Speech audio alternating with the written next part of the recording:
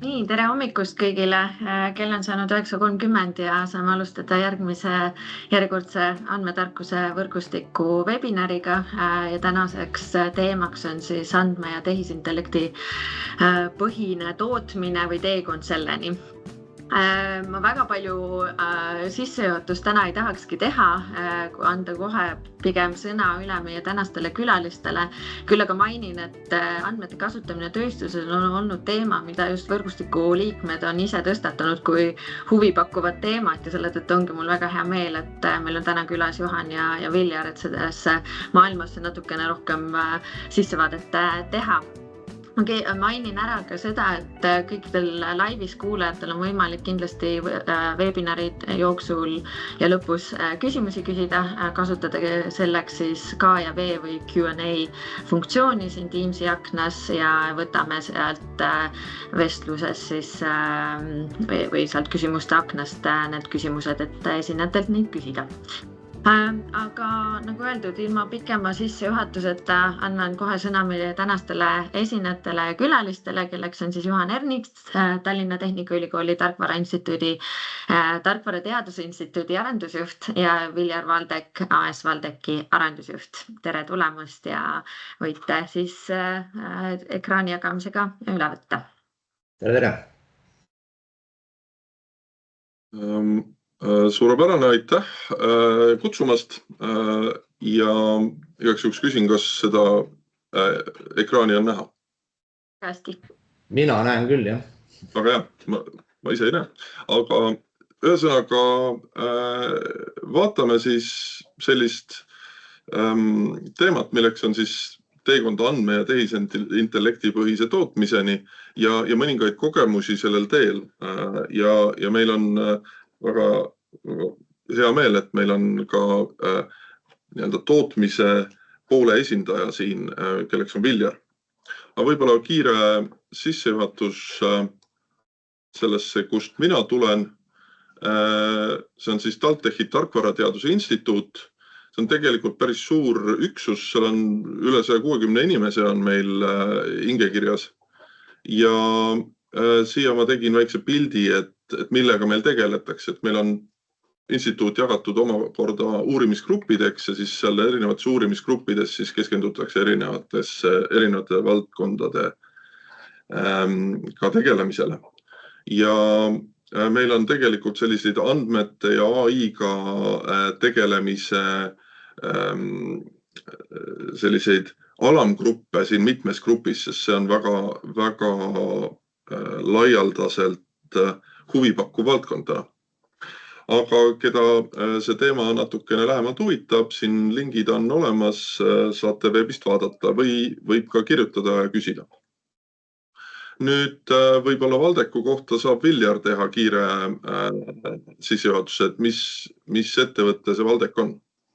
Jah, siuke kiirelt, et oleme tegutsenud siis üle 30 aasta ja oleme siis pereettevõtte nii-öelda.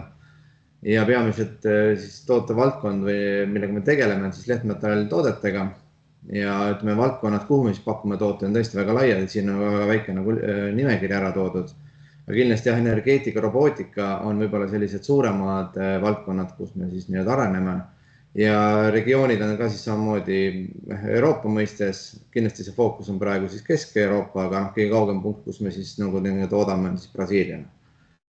Nüüd, kui natukene sellest IT või sellest digitaliseerimise võtmest, siis sellega me oleme tegelenud juba üle 10 aasta. Alustasime 2013, kui me juba tegime omaenda nii-öelda lahenduse paberivaba tootmisesse, siis nii-öelda igal töökohal on nii-öelda need päädid, kus siis käib kogu nii-öelda tööde ja informatsiooni vahetamine, jooniste lugemine, nii-öelda seda.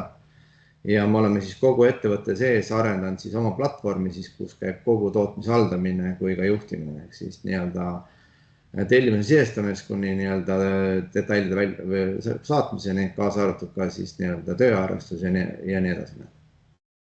Kiire ülevaade. Ja nüüd selles me oleme ühes projektis koos Viljariga, kus me tegelikult oleme ühte konkreetset AI rakendust siis arendanud. Ja sellest me räägime võib-olla täpsemalt natuke hiljem, aga põhimõtteliselt on üks oluline küsimus, mida me ka täna küsime, on see, et millal on andmed ühele tootmisettevõttele väärtuslikud ja võib-olla sa saad seda natukene kommenteerida. Okei, ja ütleme neid valdkondi muidugi on nagu väga palju erinevaid, et andmed kui üldiselt on ikkagi väga abstraktne termin ja kokkuvõttes andmed on ju väärtuseks siis, kui me teame, mida me reaalselt tahame teha, et kui me oleme nüüd üle 10 aasta tegelenud selle digitaliseerimisega, kõik tegevused, mis me ettevõttes toimuvad, lihtsast raporteerimisest või liigutamisest jäädvustatakse, aga suurem väljakutse on see, et mida nendega peale hakata teha. Nagu Juhan rääkis, et siis koostöös TalTechiga Juhaniga me teeme siis toodete jälgimist AI põhiselt, aga neid erinevaid projekte, mis meil sees on mitmeid ja just peamiselt AI mõistes, et meil kokku vist on 4 sellist AI projekti suuremad, millega me tegeleme. Et üks nendest on PDF robot, ehk siis me suudame lugeda PDF kujul kõik andmed sisse automaatselt, valideerida ja panna need kohe tellimusesse. Samuti meil on erinevad lahendusi pool AI kui ka täis AI algoritmide lahendused toodete tuvastamiseks. Ehk siis selle all me mõistame seda, et me suudame leida sarnaseid tooteid.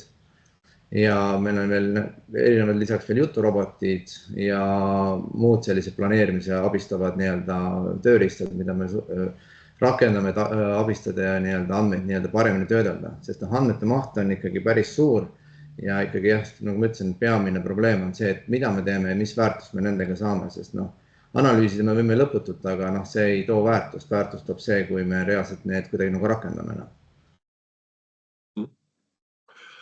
Nüüd võib-olla vaataks korra laiemalt, kus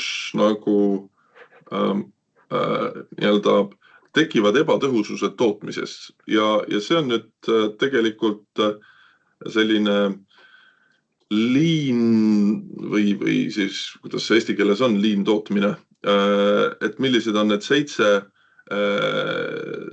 raiskamise tüüpi ja siis on tegelikult 7+1 raiskamise tüüpi, see +1 on kasutamata inimpotentsiaal, mida on hästi tihti palju raskem kvantifitseerida. Aga võib-olla teeks kiire ülevaate nendest, et üks asi on transport, et kui on ettevõttel on erinevad tootmisüksused hajusalt, siis peab tooteid erinevates tootmise faasides, liigutama erinevate üksuste vahel. See on kindlasti üks selline täiesti mittetriviaalne suund. Võib-olla te olete mäletate neid erinevaid lennukeid nagu Beluga ja sellised, kus tegelikult suured lennukitootmisettevõtteid veavad ühest tehasest teise lennukikeresid, seal teise lennuki sees, et kujutada ette, mis see maksab, aga see on kindlasti üks koht, mis mõnedes kontekstides võib olla oluline. Viljar, sina vist lahendasid ära selle probleemi, et teil oli ka tootmine mitmes kohas laiali, eks ole? Nojah, kõige lihtsam lahendus alati on see, et siis tule ühe katuse alla ja pane see asja loogiliselt jätta. Et meil eelnevalt oli ka, et me olime siis mitme hoone vahel opereerisime, nüüd oleme aasta uues tootmistehases, kus on siis laienduspotentsiaali on nagu üksjagu. Et seda piira ees veel ei ole, et meil on neid mõtteid ja laiendusplaan on nagu palju, aga ütleme jah, asjade paigutus ja loogilise jada leidmine, see on kindlasti üks peamisi eeldusi, et üldse hakata edasi muid optimeerimise tegema. Sest kui me nagu ütlesin ka, et eelnevalt oleme tegelesime juba üle 10 aasta selle digitaliseerimisega, siis ei saanud väga palju asju mitte kuidagi nagu lahendatud vanades ruumides, et kui sul ikkagi puudub mingisugune baaseeldus mingi asja teed, siis ega sa neid kvaliteetseid andmeid ei saa ja ega siis protsesside tõhususest ei ole ka väga rääkida. Sa saad võib-olla teha siit ja sealt neid protsente taga ajada, aga sellised suured läbilöögid ikka jäävad nagu tegemata.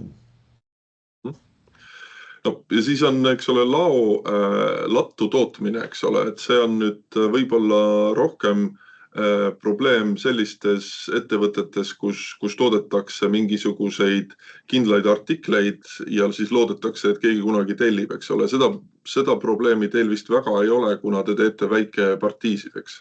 Ma võib-olla täpsustaks võib-olla meie skoopi, et me oleme nagu selles mõttes rohkem kui üldse nagu üleüldiselt Eestis, et ütleme, suuri masstootmise jaoks hea, lihtne ja tore oleks teha, eks me kõik unistame, aga me ütleme flexibility on peamine see märgusõna, mida me siis pakume klientidele, kus me näeme ka seda turupotentsiaali kõige rohkem. Ja ehk siis kogused ja partii suurus ongi väga väikest kogusest kuni suurtene kogusteni. Ja nüüd, kui rääkida siis selle lattu tootmisel, jah, see on see asi, mida me nagu otseselt ei tee ja ei pea tegema, sest teeme tellimuse põhiselt. Aga kui me räägime ladu kui tervikuna ka siseladu, siis see on ikkagi osa sellest protsessist. Ja lihtsalt selline huvitav fakt, et näiteks tore oleks toota ühest tootmisüksusest saab valmis, järgmine minuti kohe alustab järgmine tootmisüksus kohe selle tootmist, sealt edasi ja nii edasi. Siis paraku nagu reaalsuses iga osakond ikkagi töötab oma mingisuguse efektiivsuse levelil, et erinevad efektiivsuse näitada erinevad osakondadel. Ja näiteks üks lihtne näide meil on kahe osakonna vahel, kus me kõige rohkem seda antud projektiga fokusseerisime, et kui sul on 3-päevane varu on ees, alati võib masinad seiskuda ja nii edasi. Ja kui me viisime selle 3-päevase varu ala 5-päevasele varu ette, siis järgmises osakonnas muutus tootmise efektiivsus 20% suuremaks. Ehk siis seal tekkis planeerimisele parem jada ja me saime paremini optimeerida neid tegevusi, mille järel teha. Ehk siis see ladu ühtpidi on selline tobe ja vastik asi, mida ei tohiks üldse eksisteerida. Ta on selline tootmise kulu, aga ta peamine eesmärk on kuidas siis efektiivistada järgnevaid tootmisprotsesse, kus tuleb reaalne tegevuse kasvu . Ja tarkvara inimestele on see puhverdamine. Et kui suured puhvrid peavad olema selleks, et kriitilised protsessid seisma ei jääks, eks ole? Põhimõtteliselt küll, jah. Aga jah, aga nüüd see asjade liigutamine ja ootamine on võib-olla kaks asja, et see asjade liigutamine tähendab seda, et eks ole, erinevad operatsioonid on erinevates kohtades tehases ja neid paratamatult peab nende kohtade vahel liigutama ja tihtipeale need asjad on, kas neid on palju või nad on kobakad, et neid päris taskus ei kanna, et neid peab mingite asjadega liigutama, eks. Et see on üks aspekt, mis on paratamatu, erinevad need tööjaamad on paratamatult natuke peavad üksteisest eraldi olema. Ja sealt nüüd tuleb see osa, mida tegelikult meie omas projektis, siin koostööprojektis oleme optimeerinud ehk seda ootamise aega vähendada. Ja võib-olla sa saad natuke täpsustada, et mis mõttes ootamist? Jah, et ütleme, kuna me oleme siis ikkagi opereerime vastavalt tellimustele ja tooteid erinevaid vist oli 25 000 toodet, mis käib aastas läbi meil, siis ei ole sellist ideaalset jada tootmises, et see detail läheb sellesse, ma siis sealt edasi ja nii edasi. Et igal ikkagi tootel on omamoodi siis tööplaan, tööjaamad, kus ta peab läbi käima. Need on võimalik optimeeritud küll asukoha mõistes, et see liikumise distants oleks võimalikult minimaalne.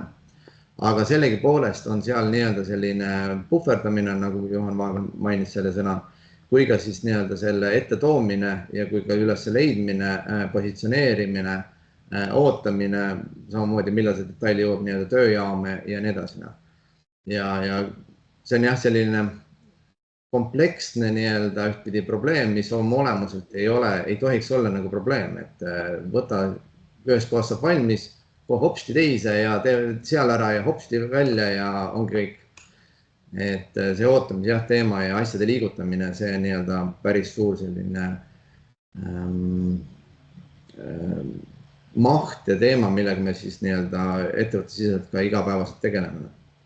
Ja see on tegelikult see, kus te töötate andmetega, sest see on väga andmemahukas ja nagu öeldud, teil ei ole nagu 2 toodet või 1 toodet, vaid on 25 000 erinevat toodet aastas, mis tähendab seda, et see keerukus on just sellises paindlikkusel. Jah, et teada, kus kohas asjad on, et me ei saa nii-öelda koormata töötajaid või nii-öelda lisainimesi, kes justkui sisestavad kogu aeg neid andmeid. Ehk siis kokkuvõttes me nii-öelda ei paranda nagu tegevusi, või me loome uusi töökohti või uusi nii-öelda selliseid koormatuse kohti nagu. Et kus asjad tekivad, kuhu minema peavad, kust need kätte saavad, et see peab olema võimalik maksimaalselt automatiseeritud. Nüüd võib-olla praagituvastus on teil ka selline, et kuna te teete väikepartiisid, et siis see nii-öelda praagituvastus on jooksev, eks? Jah, kui me räägime AI kontekstis, siis AI kontekstis meil praagituvastust ei ole, aga selleks on meil nii-öelda praaki nii-öelda raporteerida, tuvastada ja nii-öelda tegeleda on the site jooksvalt, siis selleks on täitsa nagu eraldi lahendused olemas, et selle saab nii-öelda tavalise telefoniga kiirelt ära nagu raporteerida kiirelt või siis nii-öelda tuvastada ja siis nagu informatsiooni edasi saata. Et nagu ütlesid, see praagi teema on suur ja seal on ka meil suured algoritmid, mis siis automaatselt nii-öelda loovad need uued tellimused ja lao asukohast võtavad maha ja leibeldavad ära ja nii edasi nagu. Aga ta ei ole nii-öelda nagu AI põhine. Aga see on jälle andmepõhine teisest küljest. See on andmepõhine, jah. Nüüd ületootmine jällegi ei ole teie probleem, sellepärast, et te teete tellimusi, mitte ei tooda lattu. On ikka, eks see ületootmine selles mõttes, eks see on natuke mõniloomused, mõnikord, et eks tööjaamade mõistes on ka, et mul läheb üks tükk, see on selle praagi nii-öelda kompenseerimine, kui see on tellitud üks mingi keerukas detail, me teeme 2 tükki, siis see tegelikult äkki see üks läheb nagu tuksi ja teise saame nagu õige detaili versus see, et ma nii-öelda pean uuesti tootma selle 1 detaili ja ootame nagu aega kokku.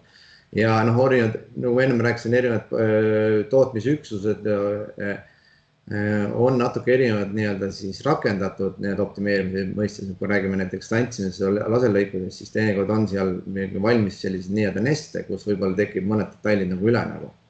Et see paratamatult on ja kindlasti ületootmine üks osa on ka siis see, et me opereerime ka ühtpidi tellimuspõhiselt, aga samuti ka kliendi nii-öelda forecast'ide alusel, mille alusel me ka tegelikult nii-öelda ajutiselt loome nii-öelda ületootmist siis tõenäoliselt läheb mingi aja jooksul minema nagu. Ja siis viimane nendest nii-öelda traditsioonilisematest on ületöötlemine. See on umbes selline, et teete nagu poolfabrikaadi valmis, pakendate selle mingisse kasti, siis lähete, võtate sealt kastist välja, et see on nagu liiga palju erinevaid operatsioone. See on sellise protsessi optimeerimine, ma arvan, see on ka midagi, mis on igapäevane, et vältida ebavajalikke operatsioone, eks ole.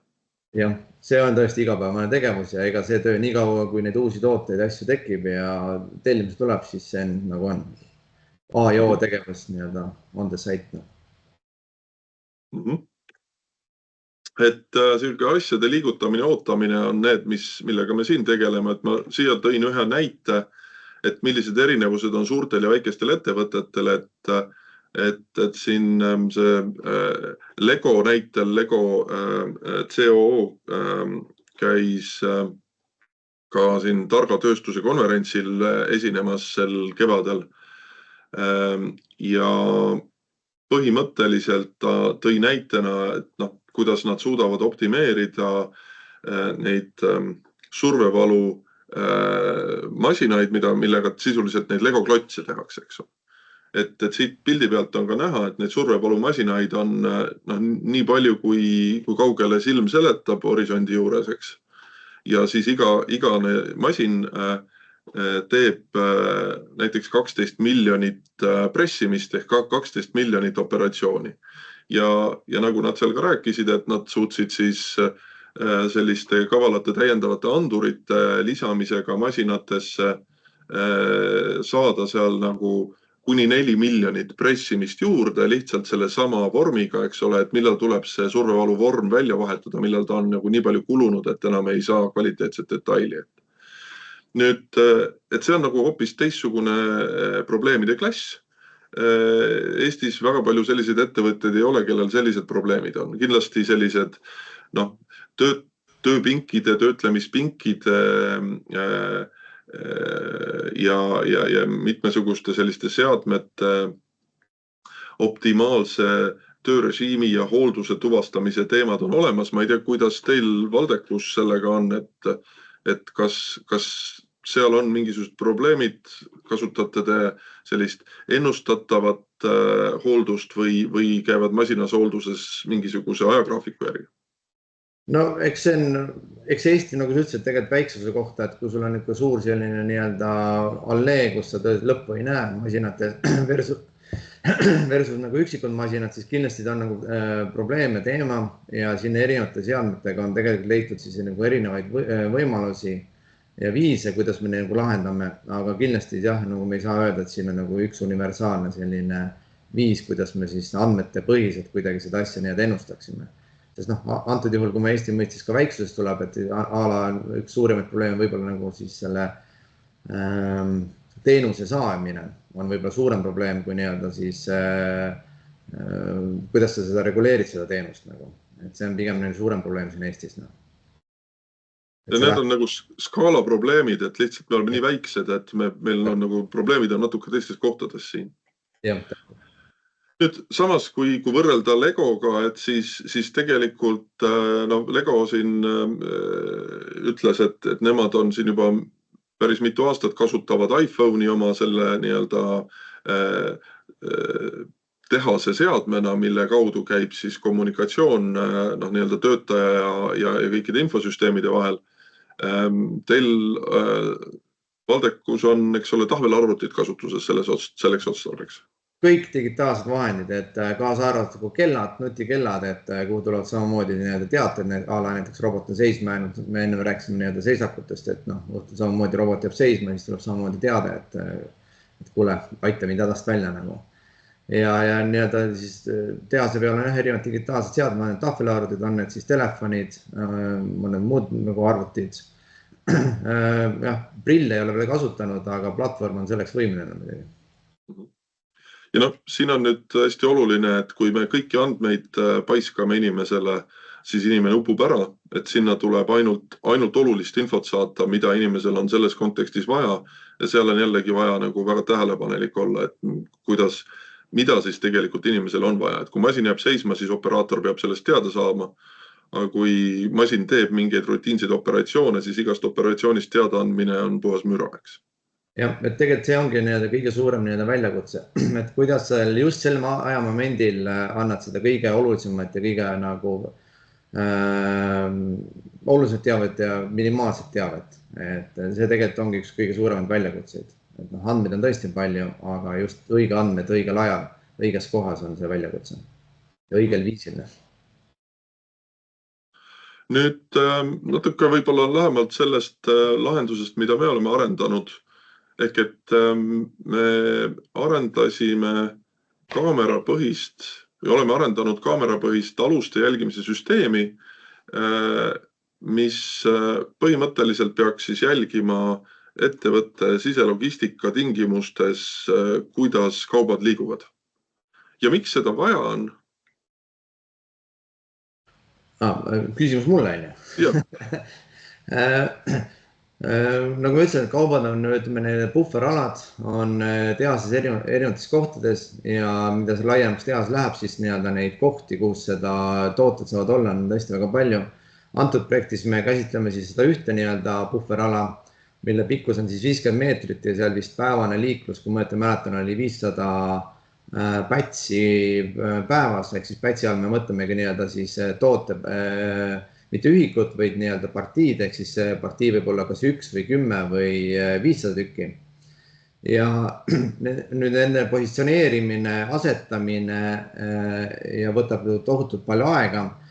Kindlasti on siin igast automaatriiulide ja nii edasi neid lahendusi, mida me oleme samamoodi uurinud, on NSC lahendusi, mida samamoodi oleme katsetanud, majakate lahendusi ja nii edasi. Aga kõik need vajavad jälle väga suuri infrastruktuurseid muutusi ja kui meie peamine valdkond, kus me opereerime ja miks me opereerime, on paindlikkus, ehk siis me ei tea, mis homme toob toodete mõistes, siis me peame olema valmis, et mis iganes lahendused me loome, oleks ka kasutatavad ja taaskasutatavad järgmisel päeval.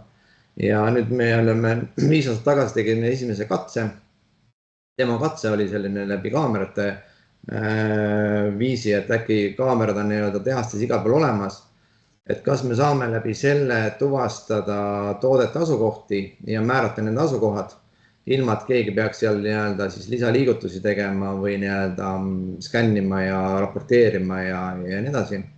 See osutus päris edukaks ja nüüd läbi selle projekti tulemuste me oleme siis hakanud arendama siis seda keskkonda, et me suudaksime positsioneerida kõik tooted me enda tehases, kus kohas nad on, kuhu nad liiguvad ja nii edasi. Toodete kadumine või nii-öelda inimeste, inimene kõige suurem faktor, mis saab seda asja korrastada, kui ka nii-öelda segamini ajada ja neid võimalusi on ju tohutult. Ja kui meil ei ole nii-öelda muud süsteemi, mille läbi me suudaksime valideerida neid tegevusi, siis ega me ennem ei tea, kas mingi asi on õige või vale vastasel juhul, kui me läheme ja teeme inventaarina, mis on jälle päris ajamahukas ja päris palju aega võtab.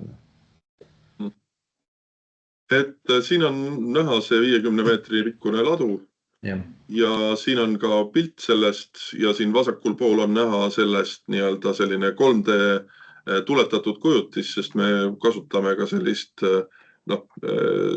tegelikult laialdaselt tuntud meetodit, et kui teha pilte laost, et siis me nendest piltidest teeme selle 3D mudeli, mida me saame siis oma kaardi aluseks kasutada selleks, et lokaliseerida seal ära kõik need turvakaamerad.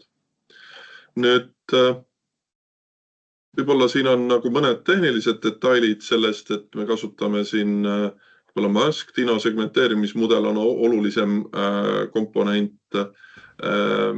Jälgime turvakaameratega asju ja praegu sisuliselt see lahendus on tehases töös, et siin on üks pilt, mida me kasutasime selle mudeli treenimisel, ehk et me kasutasime sünteetilisi andmeid, aga kus põhimõtteliselt saavad samamoodi sõita tõstukid ringi ja neid aluseid liigutada. Ja need andmed aitasid meil neid mudeleid treenida selliselt, et nad suudavad selliseid tuvastusi teha nüüd ka reaalses keskkonnas. See on nüüd täna hommikul tehtud ülesvõte ja siin on siis näha, paremal on siis kaamerapildid ja vasakul on põhimõtteliselt siis kaardi peal need liikumised. Et selline see lahendus on. Täna ta sellises eksperimentaalses faasis töötab tehases. Siin on meil täiendavat analüüsi veel vaja teha, sest me kohati tuvastame asju topelt, et me peame seda natuke filtreerima, aga põhimõtteliselt oleme me sellises seisus. Et nüüd ma hüppaks kiiresti kõige olulisema slaidi peale, et need on need põhilised inimesed, kes on siin projektis kaasa löönud ja siinkohal tahaks võib-olla ära mainida ka informaatika magistrit, mis on siin olnud üheks selliseks õppekavaks, kust on mitu inimest läbi käinud ja loodetavasti mõni veel tuleb.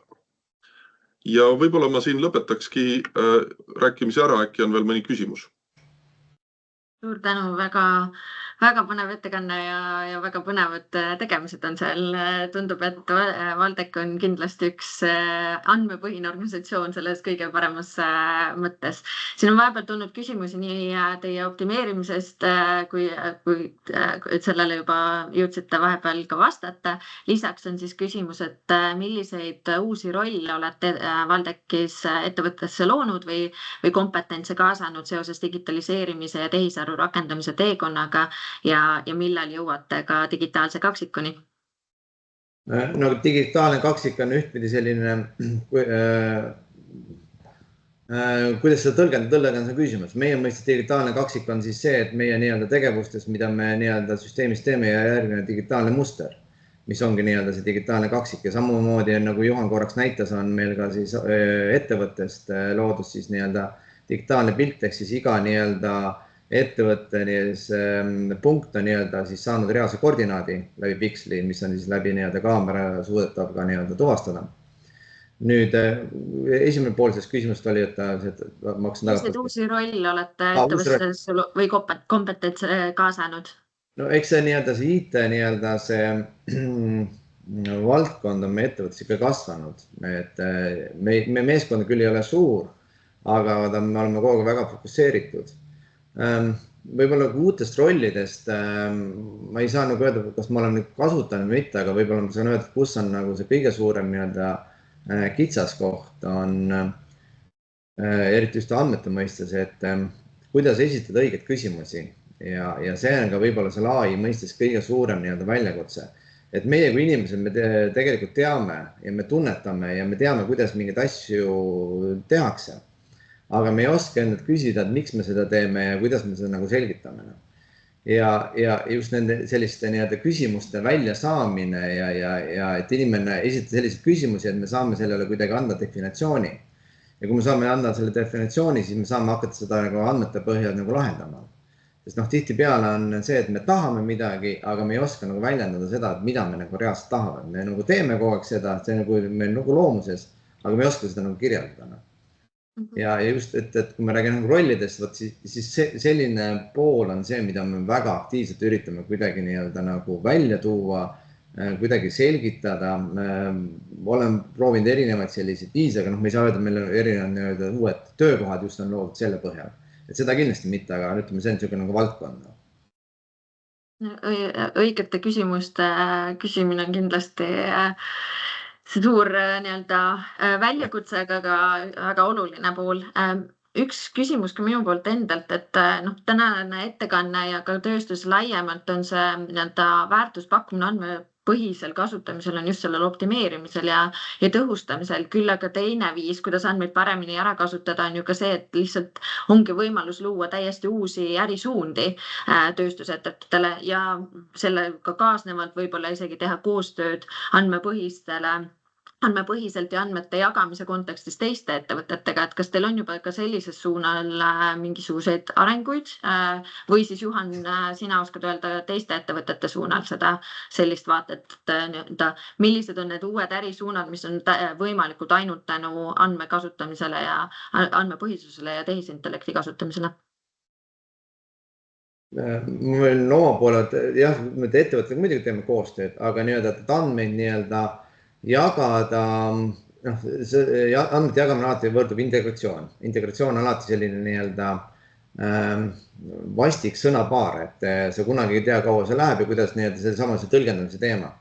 Et me jälle nagu tahame, võib-olla ettevõtted, me tahame ühtpidi sama asja, aga et defineerida see lahti nagu läbi andmete on alati see nagu keeruline pool. Nüüd, kas uusi ärisuundi läbi selle... Jah ja ei, et kindlasti me oleme ka pakkunud võib-olla sellist, kui me saame andmeid nagu rohkem nagu automaatselt jagada, siis me ei pea nii palju võib-olla sisestustöid tegema ja klientidega võib-olla nii palju otse suhtlema ja nii edasi, see pool nagu vahelt ära nagu. Aga kui me räägime nagu tootepõhiselt, siis hetkel see, meil ei ole fookuses, meie fookus on praegu see, et kuidas ikkagi see tootmine saada maksimaalselt optimeeritud ja me saame sellest ikkagi nagu täielikult nagu aru, et siin on ikka veel suur töö veel teha ja sellepärast ei ole ka võib-olla sellest nii suurelt ja avalikult nagu rääkinud, et suur töö on tehtud, aga meil on väga palju selliseid nagu punkte veel nagu vaja nagu ära nagu lihvida. Ja kui see on nagu tehtud, et siis võib-olla saaks nagu laiemalt ja suuremalt vaadata, kuidas ja mismoodi edasi. Võib-olla Juhan oskab ise rääkida võib-olla ülikooli nagu kontekstis, et... Nojah, ütleme, et konkreetsete reaalse maailma probleemidega tegeledes on tegelikult päris palju detaile, mis vajavad lahendamist selleks, et see MVP oleks päriselt kasutatav. Ja sealt tooteni minemine see on töö. Ja ma arvan, et see ongi selline asi, et kindlasti neid võimalusi on, aga see ei ole kindlasti midagi triviaalset, et meil on samas kogu seda maailma ju arendatakse väga intensiivselt, ettevõtted arendavad, ülikoolid arendavad, IT-ettevõtted teevad erinevaid arendusi, nii et siin on kindlasti on huvitavaid võimalusi, aga see ei ole üldse nii lihtne. Ütleme, praegu on väga kiire selline periood, kus väga palju asju toimub, et eks siin on mõne aasta pärast on näha, kuhu poole see hakkab nagu liikuma või mis suundi hakkab rohkem, et eks siin igad ettevõtted proovid jälle luua mingid standardid või mingisugused kokkuleppeid, aga ta on jah, niisugune nagu suur segane maailm ühtpidi praegu, mis ühtpidi ongi äge. Just tekitab palju ka selliseid võimalusi, mida proovida ja katsetada. Aitäh teile! Tänaseks on meie aeg küll juba otsas, aga loodetavasti kellel huvi võib Juhanile ja Viljarile ka kirjutada nende tegemiste suunas. Samuti lihtsalt tuletan meelde, et andmetarkuse võrgustikul on eraldi LinkedIni grupp, kus on alati võimalik eraldi küsimusi tõstatada, tuua ka omalt poolt näiteid, mis on teil töös ja seal seda arutelu siis jätkata nende webinaride vahelisel ajal. Samamoodi ootame teie ettepanekuid ja soovitusi, milliseid teemasid järgnevatel webinaridel tõstatada, kuidas saaks webinare veel paremaks teha ja samamoodi tuletan meelde, et järgmine üritus, mis meil toimub andmetarkuse võrgustikul, on juba järgmisel nädalal, kus me mõnes mõttes jätkame sarnase teemaga, sellepärast et kuigi valdkond on teine esinejate mõttes, lähme tööstusest meediavaldkonda, siis see teema sellest, et mis tähendab lõpuks andmepõhisus, kuidas neid õigeid küsimusi küsida, kuidas arendada sellist andmekultuuri organisatsioonis, need kõik küsimused ja teemad tulevad ka arutelus siis järgmisel nädalal ja järgmisel nädalal on meil võimalus kohtuda ka füüsilisel kujul siis Tallinnas Hiiu Barbecue pubis, nii et kõikidel huvilistel otsige info üles LinkedIni grupist, registreeruge ja kohtume juba siis järgmisel kolmapäeval. Sellega mina lõpetan, aitäh veel kord Viljarile ja Juhanile ja kohtumiseni. Nägemist! Aitäh! Nägemist! Nägemist!